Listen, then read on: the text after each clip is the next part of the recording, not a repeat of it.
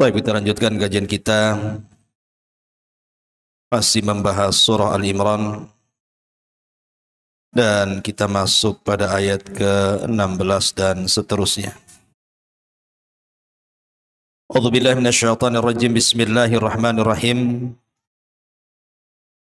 Alladzina yaquluna rabbana innana amanna faghfir lana dhunubana wa qina adzabannar. As-sabirina was-sadiqina wal-qanitina wal-munfiqina wal-mustaghfirina bil ashar.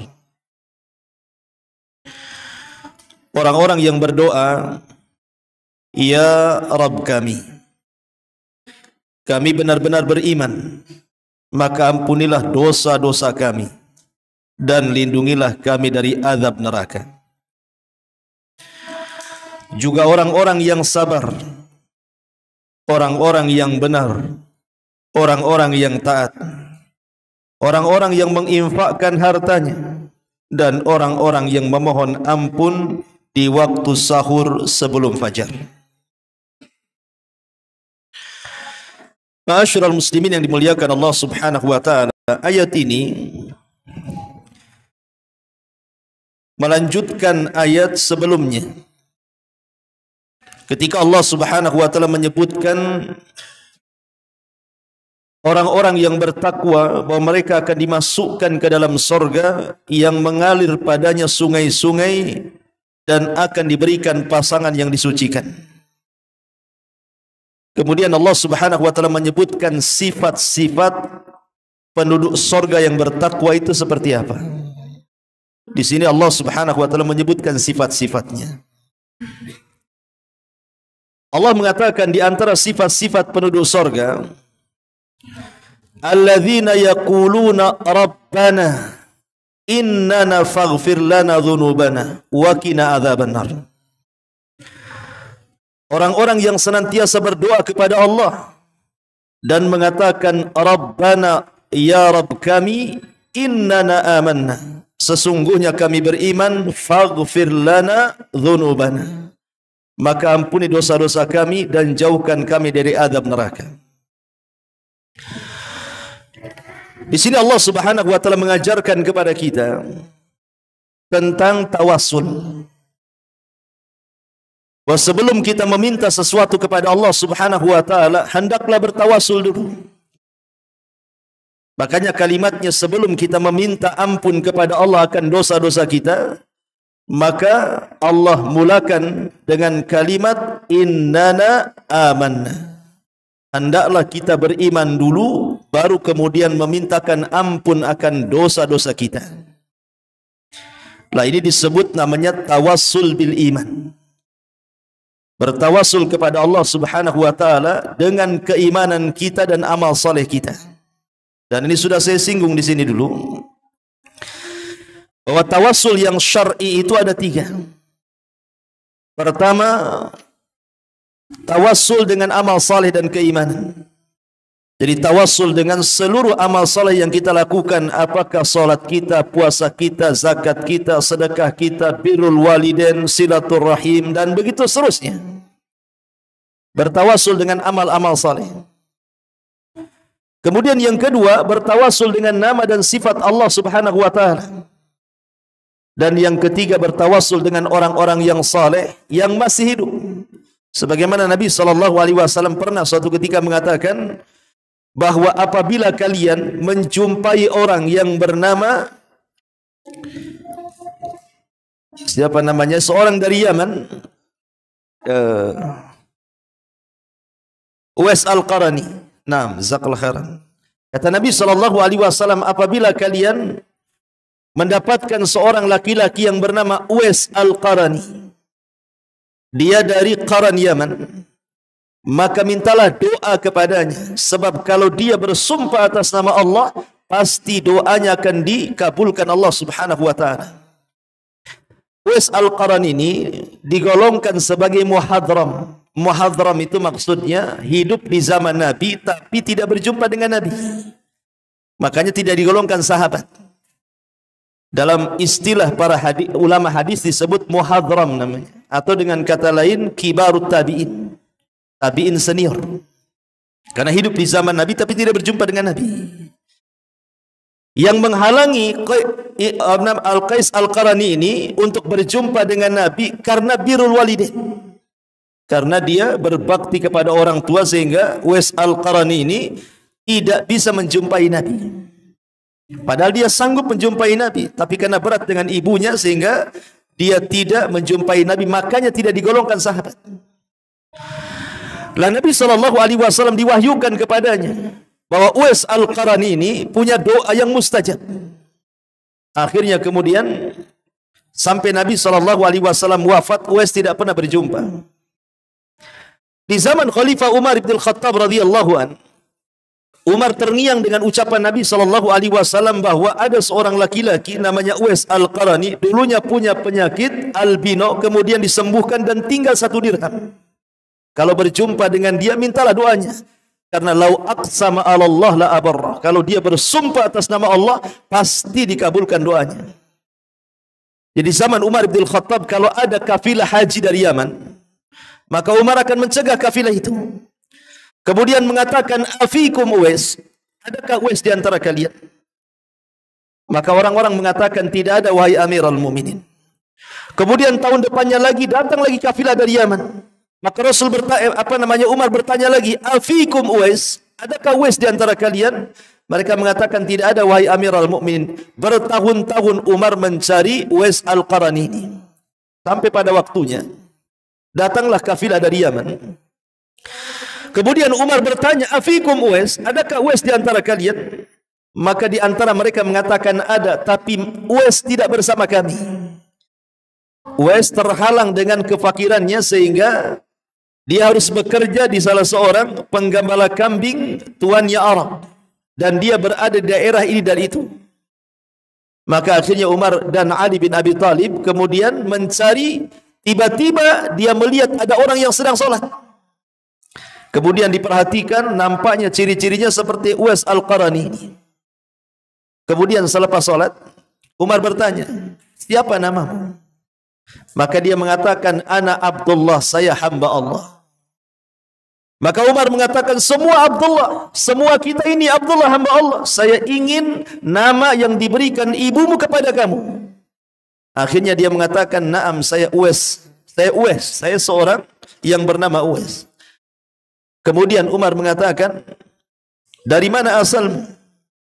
Dia mengatakan, dari Qaran Yaman.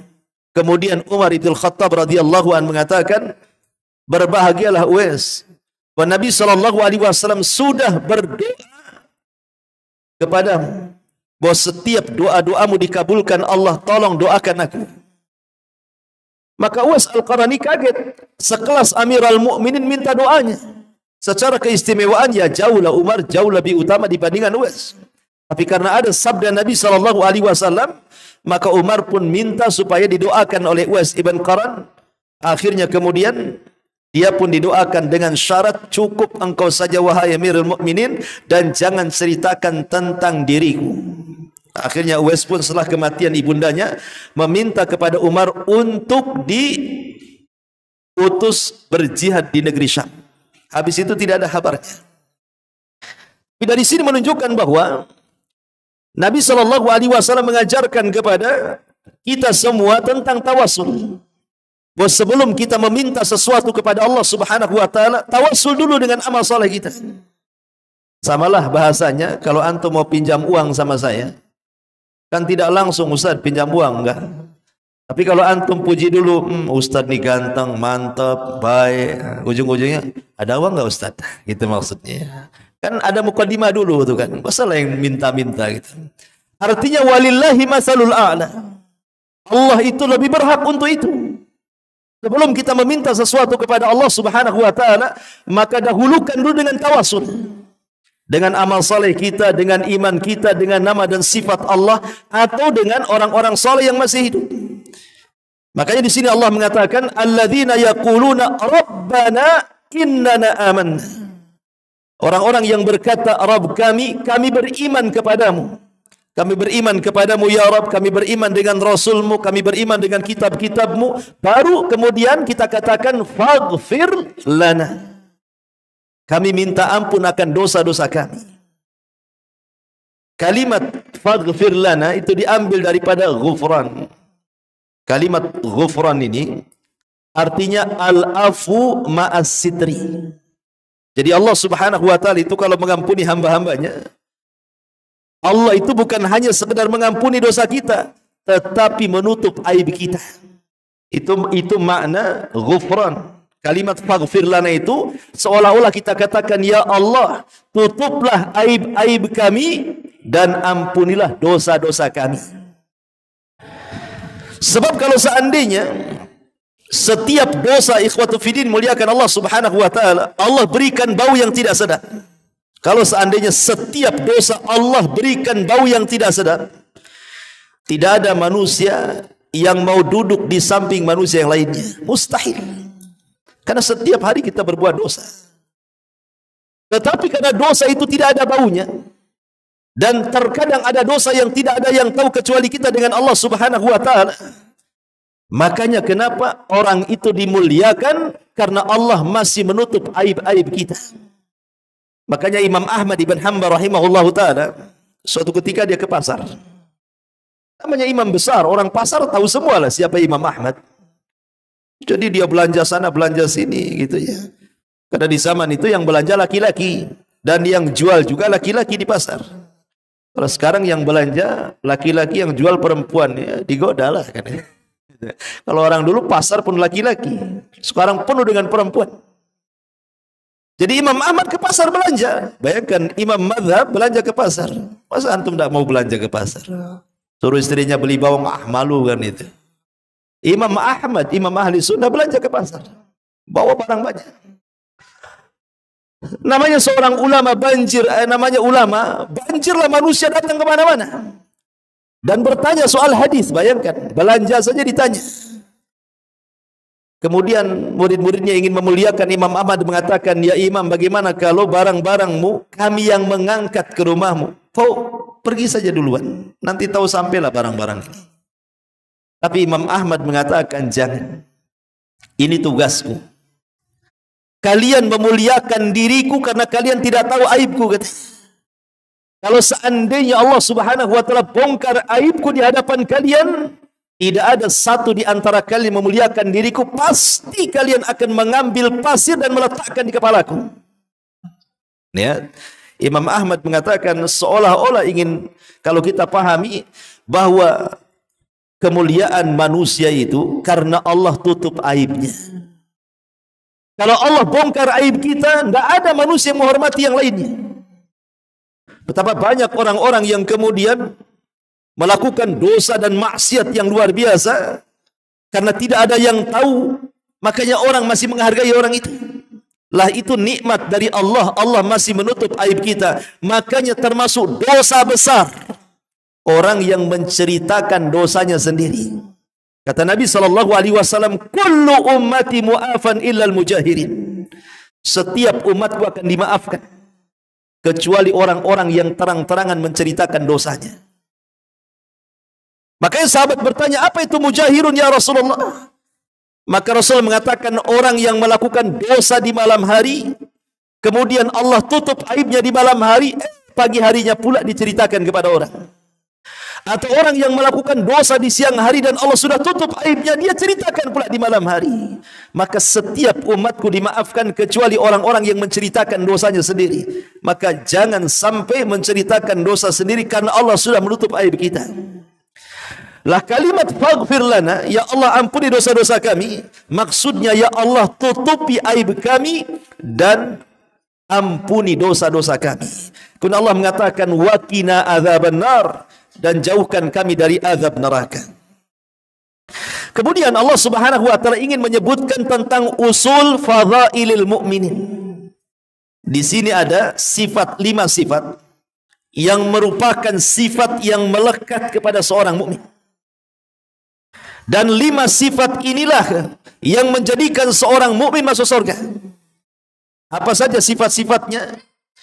Yang pertama, as-sabirin, orang-orang yang sabar. Yang kedua, as-sadiqin, orang-orang yang benar lagi jujur. Kemudian yang ketiga, wal qanitin, orang-orang yang senantiasa melakukan ketaatan dan tepat waktu. Kemudian yang nomor 4, wal munfikin, orang-orang yang senantiasa berinfak dengan hartanya. Dan yang terakhir, wal mustaghfirina bil ashar, dan orang-orang yang senantiasa istighfar di waktu sahur. Yang pertama, as-sabirin, orang-orang yang sabar. Sabar ini rahasia suksesnya sebuah pekerjaan. Orang kalau ingin sukses sebuah pekerjaan, apapun, baik urusan dunia atau akhirat, maka kuncinya di sabar. Pengusaha kalau tidak sabar, dia tidak akan sukses. Orang sakit, ingin sembuh, kalau tidak sabar, nggak akan sembuh penyakitnya. Termasuk juga orang yang beribadah. Orang kalau sholat tidak sabar, puasa tidak sabar, haji tidak sabar, nggak akan sukses ibadahnya. Makanya sabar itu puncak dari semua ibadah. Dan ulama membagi sabar itu kepada 3. Yang pertama, as-sabru fit ta'ah, was-sabru 'alal ma'siyah, was-sabru 'alal aqdar, atau was-sabru 'alal qada'i wal qadar. Sabar ketika melaksanakan ketaatan, dan ini kesabaran level paling tinggi. Jadi puncak kesabaran adalah ketika sabar dalam rangka mentaati Allah Subhanahu wa taala. Kemudian peringkat yang kedua, sabar ketika menjauhi maksiat. Maknanya kalau ada orang bermaksiat, kita sabar untuk tidak bermaksiat seperti dia. Ada orang yang sedang minum khamar, kita sabar untuk tidak minum. Ada orang sedang bergibah, kita sabar lisan kita untuk tidak ikut menggibah. Dan begitu seterusnya. Dan sabar menerima qada dan qadar. Lah kenapa sabar di atas ketaatan diletakkan level yang tinggi? Karena biasanya, kalau orang sabar di atas ketaatan, memang dia sabarnya karena Allah. Antum mamanya tadi sholat tarawih, betul-betul sabar. Tidak mungkin orang sabar sholat kecuali karena Allah. Sebab kalau ibadah bukan karena Allah, tidak akan sabar. Makanya diletakkan di level pertama. Beda dengan sabar ketika menjauhi kemaksiatan. Karena menjauhi maksiat itu belum tentu karena Allah. Namanya ada orang suka mabuk, tiba-tiba berhenti mabuk, kemudian ditanya, kenapa kok tak mabuk? Tak ada duit. Berarti bukan karena Allah, dia mabuk karena tak ada duit. Ya. Pamannya seorang berzina, kemudian datang ke dokter, kata dokter, kamu kena aid nih, kalau dilanjutkan bisa mati. Akhirnya tidak berzina. Bukan karena Allah, ucapan dokter, dia akhirnya tidak berzina. Artinya orang yang meninggalkan maksiat itu belum tentu karena Allah. Bisa saja karena malas, bisa saja karena kelemahan, ya bisa juga karena Allah Subhanahu wa taala dia bertobat dan hijrah, kan itu ya. Makanya letaknya sabar di atas kemaksiatan itu diletakkan level kedua, baru yang terakhir sabar di atas qada dan qadar. Dan sabar di atas qada dan qadar ini berat, karena tidak semua orang itu sabar ketika menerima ujian. Ujian itu kan ada 2, imma dalam bentuk kebaikan, imma dalam bentuk kesusahan. Lah terkadang orang itu tidak sabar ketika menghadapi kesusahan. Makanya ulama mengatakan bahwa orang dengan kesusahan atau ujian Allah itu ada 4 kelompok. Orang dengan ujian dalam bentuk musibah itu ada 4 kelompok. Yang pertama, orang yang tasakhut. Tasakhut itu orang yang tidak terima dan tidak redha dengan takdir Allah dalam bentuk musibah. Dan itu diungkapkan dengan lisan. Akhirnya dia menyalahkan Allah dan mengatakan, kenapa asi aku saja yang sakit, kenapa orang tidak? Kenapa asi anak aku saja yang sakit, kenapa anak orang tidak? Kenapa asi usahaku saja yang gulung tikar, kenapa orang tidak? Jadi dia mengucapkan dengan lisannya tanda ketidaksabaran dia. Dan ini seburuk-buruk manusia, menyalahkan Allah Subhanahu wa taala dan menjadikan ujian sebagai azab bagi dia. Kemudian yang kedua, orang-orang yang secara zahir dia sabar. Secara zahir dia sabar, dia tidak mengeluh. Tetapi jangan disentuh. Jangan dipancing, kalau dipancing keluar semua tuh keluhannya. Nah, ini tingkatan yang kedua nih. Nampak sabar, tapi kalau diajak ngobrol, wah keluar semua ngeluhnya. Susah hidup saya ini. Aduh, sasi gulung tikar, ngontrak terus, kredit macet. Tapi kalau tidak disentuh diam dia. Tapi masih mending lah ini daripada yang pertama. Ya. Kemudian yang ketiga, betul-betul dia sabar. Dia ikhlas, dia terima apa adanya, dia qanaah dengan pemberian Allah Subhanahu wa taala, sedikit banyak dia katakan alhamdulillah. Ah, ini orang yang mantap. Dan yang lebih mantap lagi yang terakhir. Dia redha, dia ikhlas, dia sabar, dan lisannya mampu mengucapkan alhamdulillah, menggabungkan antara sabar dan syukur. Pamannya rumahnya terbakar, alhamdulillah. Rumahmu terbakar, alhamdulillah. Kenapa kau bilang alhamdulillah? Ya, itu kan satu, yang sana masih ada. Nah, gitu maksudnya. Ya. Anakmu mati, alhamdulillah. Anakmu mati, alhamdulillah. Kenapa? Kan baru yang kecil, yang besar udah masih hidup. Artinya alhamdulillah itu bukan karena musibahnya, tapi karena kenikmatan yang tersisa yang ada padanya. Jadi mengucapkan alhamdulillah itu bukan karena musibahnya, ingat ya, tapi karena nikmat yang tersisa. Antum ketabrak blok gitu kan, patah kakinya satu, alhamdulillah. Patah kakimu, alhamdulillah. Kenapa alhamdulillah? Kan satu kaki yang patah, satunya belum. Itu maksudnya ya. Jadi dia masih mengucapkan alhamdulillah, dan ini sabar yang paling tinggi kalau bisa mengucapkan kalimat itu. Makanya di sini as-sabirin diletakkan pada urutan pertama di antara sifat-sifat penduduk sorga. Karena penduduk sorga masuk sorga itu karena kesabaran. Ketika kita masuk sorga, apa kata malaikat?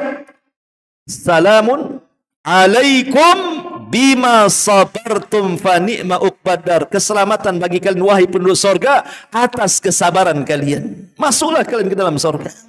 Jadi masuk sorga itu karena kesabaran. Kemudian yang kedua, wassadikin. Orang-orang yang jujur, orang-orang yang benar. Nabi SAW mengatakan, alaikum bisidqi, fa inna sidqa yahdi ilal bir, wal birru yahdi ilal jannah, wa ma yazalu ar-rajulu yasduq wa yataharra fi sidqi hatta yuktaba indallahi siddiqa, wa iyyakum wal kadhiba, fa innal kadhiba yahdi ilal fujur, wal fujuru yahdi ilal nar. Wa ma yazalu rajulu yakdzib wa yataharra fil kadhibi hatta yuktaba indallahi kadzdzaba. Kata Nabi SAW, hati-hati kalian. Wajib atas kalian berlaku jujur, berlaku benar. Karena kejujuran itu mengantarkan kepada kebaikan, dan kebaikan itu mengantarkan ke sorga. Maka siapapun yang membiasakan jujur dalam ucapannya, maka Allah akan stempel di dahinya bahwa Anda ini seorang yang jujur. Tetapi hati-hati jangan berdusta, karena dusta itu mengantar kepada al-fujur, keburukan, dan keburukan itu mengantarkan ke neraka. Orang yang terbiasa melakukan dusta, nanti Allah cap di dahi kita bahwa Anda kadzab, seorang pendusta. Dan kalau Allah sudah cap kita pendusta, tidak ada yang bisa mengatakan kita seorang yang jujur. Anehnya di masyarakat, ikhwan, ada orang-orang itu yang setiap hari merancang kedustaan. Terutama di musim-musim politik nih. Di musim-musim politik ya, sekarang kan sudah muncul tuh bazar-bazar itu kan. Itu ada orang-orang yang merancang kedustaan tuh. Untuk mengalahkan lawan politiknya, dia akan buat isu-isu macam-macam, kemudian disebarkan di media, kemudian tersebar. Subhanallah, ikhwan. Nanti besoknya buat berita apa lagi? Besoknya berita lagi. Ada orang yang merancang kedustaan itu. Makanya nanti pada hari kiamat, di antara azab kubur yang disebutkan dalam hadis yang panjang itu, kata Nabi SAW, aku melihat ada orang yang diterlentangkan. Kemudian di sampingnya ada orang yang berdiri mengambil batu yang sangat besar. Kemudian batu itu dibenturkan di kepalanya sampai hancur. Kemudian setelah itu orang ini pergi mencari batu lain. Setelah dapat batu lain, kembali ke jasad orang itu, sudah balik lagi kepalanya, dibenturkan lagi, cari batu lagi, kembali lagi. Kullama nadijat juluduhum badalnahum juludan ghairaha liyadhuqul adzab. Setiap mereka dihancurkan, Allah kembalikan lagi, Allah kembalikan lagi, sampai mereka merasakan azab Allah. Ketika Rasul bertanya pada Jibril, dosa apa orang ini? Maka Jibril mengatakan, karena dia telah berdusta hatta yablugul afaq. Karena dia suka berdusta sampai melambung ke ufuk. Apa maknanya berdusta sampai melambung ke ufuk? Orang dulu kalau menyebarkan sebuah isu, untuk menyebarkan satu desa saja lama tuh. Karena dari mulut ke mulut. Tetapi orang sekarang membuat konten dusta, 1 menit kemudian sudah terupload di media, satu dunia tahu. Nah, itu namanya yablugul ufuk namanya. Hati-hati, ya, jangan mengeser sembarang, jangan copy paste sembarang, apalagi jangan sampai membuat konten-konten yang di situ tersebar berita hoax, karena itu bukan sifat orang yang beriman. Sifat orang yang beriman as-sadiqin, orang-orang yang jujur dan orang-orang yang benar. Dan subhanallah, kejujuran itu sejak dulu langka, ikhwan. Makanya Nabi SAW sebelum diangkat menjadi Nabi dan Rasul menjadi terkenal itu gara-gara apa? Sifat sidiknya. Apa gelar Rasul sebelum diangkat jadi Nabi? Sadiqul Amin. Orangnya jujur. Itulah sifat yang melekat bagi Nabi sehingga namanya melambung di tengah-tengah orang Quraisy. Sifat kejujuran itu. Karena sifat kejujur di zaman itu saja langka gitu ya. Apalagi di zaman sekarang. Ingat ketika saya bercerita tentang Umar ibn Khattab radhiyallahu an yang malam-malam keluar. Kemudian lihat ada tenda yang masih menyala, padahal tenda-tenda yang lainnya padam. Ingat bahwa penerangan di zaman itu dari pemerintah, jam sekian sudah harus mati. Tapi ada satu tenda kok masih nyala gitu ya. Akhirnya Umar mendekat, kenapa tenda itu masih nyala? Ada apa dengan tenda itu dan siapa di dalamnya?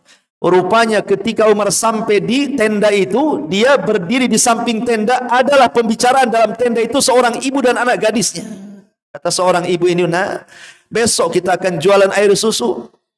Kata anaknya, iya bu. Kata ibunya, kita campur saja air susu ini dengan air mineral. Supaya banyak dan banyak pula untungnya. Lihat bagaimana sistem curang dagang sejak zaman dulu sampai sekarang motifnya sama. Mencampur adukan yang baik dengan yang buruk kan. Antum beli duku, ya atasnya bagus, bawahnya pula ada nggak jelas. Antum beli salak, atasnya memang salak pondok, bawahnya pula bukan pondok gitu ya.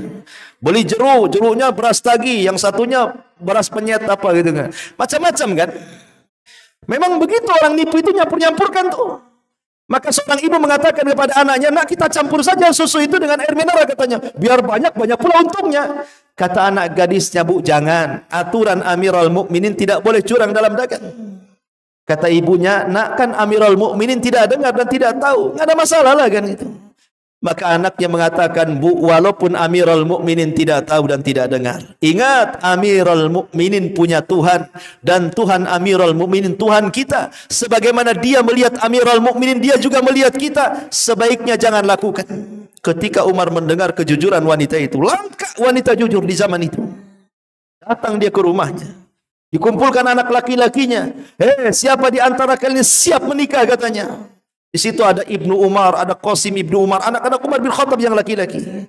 Akhirnya Qasim bangkit dan mengatakan, saya abi siap menikah. Kalau begitu besok kulamarkan bibit unggul seorang wanita yang jujur katanya.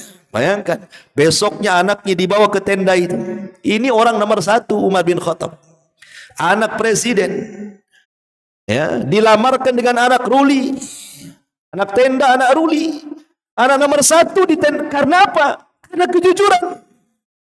Akhirnya kemudian dilamarkan. Ketika datang ke tenda, ibunya kaget. Amirul Mukminin, saya tidak curang. Oh bukan itu, saya mau melamar anakmu katanya. Akhirnya menikahlah Qasim ibn Umar dengan wanita itu. Lahirlah seorang wanita solehah namanya Laila. Dari Laila ini lahir pemimpin Islam terkenal Umar bin Abdul Aziz. Itu karena benih dari kejujuran namanya as-sadiqin. Kemudian wal qanitin. Qanit ini artinya mulazamatut ta'ah. Orang yang senantiasa melakukan ketaatan dan senantiasa mulazimu ala waktiha. Bukan hanya sekedar melaksanakan ketaatan tetapi berusaha memperhatikan waktu-waktunya. Salat tepat waktu, puasa tepat waktu, zakat tepat waktu, haji tepat waktu, baca Quran tepat waktu. Pokoknya bukan hanya sekedar dia taat, tetapi dia juga memperhatikan waktu-waktunya. Itu disebut qanit dalam bahasa Arab. Ya. Jadi orang-orang yang betul-betul melaksanakan ketaatan tepat waktu, sebagaimana Rasul pernah ditanya tentang amalan yang paling utama, maka Rasul mengatakan as-salatu ala waktiha, salat tepat waktu. Kemudian yang nomor 4 wal munfikin, orang-orang yang berinfak, baik infak wajib seperti nazar, kafarah, infak seorang suami kepada keluarga atau infak sunnah. Dan ini kesempatan 10 akhir Ramadan, perbanyak sedekah dan infak. Kalau bisa setiap malam gitu ya, supaya bertepatan dengan Lailatul Qadar. Dan yang terakhir, wal mustaghfirina bil ashar, dan orang-orang yang beristighfar di waktu sahur. Kenapa di sini Al-Qur'an mengaitkan dengan waktu sahur, Istighfar di mana-mana waktu juga bagus kan itu. Tapi kenapa Al-Qur'an kemudian mengait-kaitkan dengan ashar, waktu sahur? Karena waktu sahur itu tempat Allah turun sepertiga malam akhir. Nabi mengatakan, yanzilu rabbuna ila sama'i dunya fi kulli thuluthil lailil akhir wa dzalika kulla lailatin. Jadi Allah sepertiga malam akhir turun ke bumi, itu setiap malam tuh. Kemudian Allah akan berfirman kepada hamba-hambanya, siapa yang berdoa, man yad'uni fa astajibala, aku akan kabulkan doa-doanya. Wa man yas'aluni, siapa yang meminta kepadaku, fa'uti, aku akan berikan permintaannya. Wa man yastaghfiruni fa'aghfirullah, siapapun yang minta ampun akan dosa-dosanya, ku ampuni dosa-dosanya. Maka siapapun yang ingin diampuni dosa-dosanya, bangunlah di waktu sahur bermunajat kepada Allah Subhanahu wa taala. Bayangkan, waktu itu adalah waktu undangan Allah. Allah mengundang kita di waktu sahur. Anehnya manusia terkadang lebih menghargai undangan manusia dibandingkan undangan Allah. Saya contohkan, seandainya antum ditelepon Pak Wali Kota. Kata Pak Wali Kota, saya datang jam 3, tolong jemput. Kira-kira jemput nggak antum? Pasti dijemput lah. Jam 2 antum pasti udah jemput ya. Mungkin sebelum itu mobil antum cuci dulu, semprot dulu kan itu. Pasang alarm di mana-mana, takut ketiduran. Sebab kalau seandainya telat, malu kita dibuatnya. Wali ini mau datang. Itu makhluk. Kenapa sedemikian rupa persiapan perjemputannya itu? Sampai kita pun pakai rapi-rapi kan gitu ya. Nggak mungkin lah pakai kaos oblong. Ya pasti pakai baju rapi, mobilnya juga bagus, pakai wangi-wangi, nggak tidur kalau bisa, takut ketiduran. Kalau bisa 1 jam sebelum wali kota datang, sudah ada kita di bandara. Itulah undangan manusia, sedemikian rupa kita atur. Ini Allah ngundang kita di sepertiga malam. Ya, tetapi tidak tertarik juga dengan undangan Allah, padahal Allah yang menciptakan kita semuanya. Makanya Allah Subhanahu wa taala kaitkan waktu yang sangat istimewa untuk istighfar itu adalah di waktu sahur, karena disitulah malaikat turun dan menyaksikan kita, dan Allah pun menawarkan kekuasaannya. Siapa yang minta ku kasih, siapa yang berdoa ku kabulkan, dan siapa yang minta ampun ku ampuni dosa-dosanya. Subhanakallahumma bihamdika asyhadu an la ilaha illa anta astaghfiruka wa atubu ilaik. Allahu ta'ala. Assalamualaikum warahmatullahi wabarakatuh.